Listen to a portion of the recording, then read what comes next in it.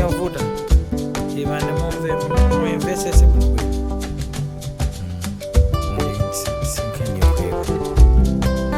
ndikona ngati nkhani yaikulu.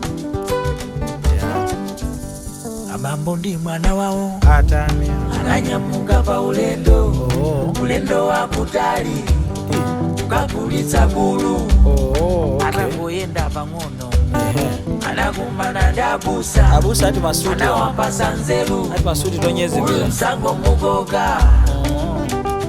poti ulendo mukuputa yapa chatani simungaende pansi utali sana fike pata tinyamuke koma sana fike tinyamuke tukoma nangasule manana najisa sana chisaya nakanyamuka alamuka akungokota pata yakamoto akungofika bantu ndabati koma tinakanya manana najisa koma yakamoto to anajisala yakamoto koma zoona bwanji sono antu awiri tatani antu awiri funa bulu mumutyole sana upochoke ndi wamalonda atoboloyo ndi wamalonda anazimvera chisoni mwana natsikapo sapochoke bulu wa malonda salanipo ndinuyo ababa akunera zituluka muzimunja nanga ndi chani kulundira mfumu inu tinyamuke kulundira mfumu koma tinyamuka sitinyamuka sana chedwe ya mfumu bwanji sona tutula bambo odzikonda obera babu mwana azienda pansi zimene zinakhalira amanyazi anatsikapo wabambo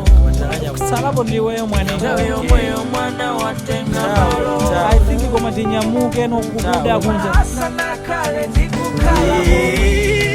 ndikumangalama anamva mau mwana opanda ule bambo wako wazienda angotsika pompano nditukutanenga babulu ndimayenda pansi tu ine munthu negayi munthu sungamumvese ayetu sungasangalase aliye ayi supanga kanthu